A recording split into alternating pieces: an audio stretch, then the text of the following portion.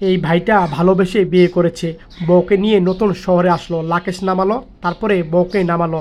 এদিকে তার বন্ধু একটা ফ্ল্যাট ভাড়া নিয়ে দিয়েছে, সেখানে উঠছে। বন্ধু লাইট জ্বালালো, বললো দেখ বন্ধু ফ্ল্যাটটা কত সুন্দর।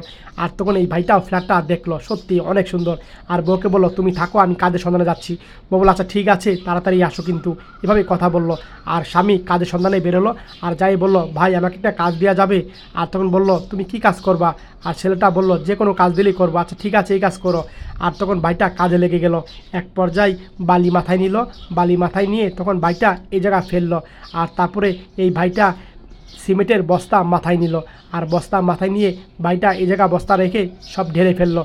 আর এক পর্যায়ে সন্ধ্যা হয়ে গেল, কাজ শেষ, সবাই সিরিয়ালে দাঁড়াইছে, যার যার মজুরি তাকে দিচ্ছে। আর তখন এই ভাইটাও মজুরি পেল, আর তখন চলে গেল। আবার সবাই বলছে যে ঠিক আছে আগামীকাল আমরা সবাই আবার আসবো, এভাবে কথা বললো। আর তখন ছেলেটা বাজার করে বাসা দিকে যাচ্ছে। দুটা ছেলে দাঁড়িয়ে আসলে দেখতে পেলো হাতের টাকা আর বাজার, বালি হাতে নিল। আর কাছে গিয়ে তখন টাকা নিয়ে বালি মুখে মেরে চলে গেল তারা।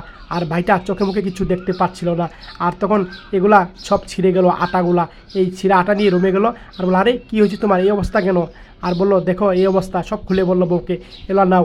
আর তখন বউ দ্রুত রুটি বানালো, আর রুটি বানিয়ে তখন ডাউল দিয়ে স্বামীকে খাইয়ে দিচ্ছে নিজের হাতে।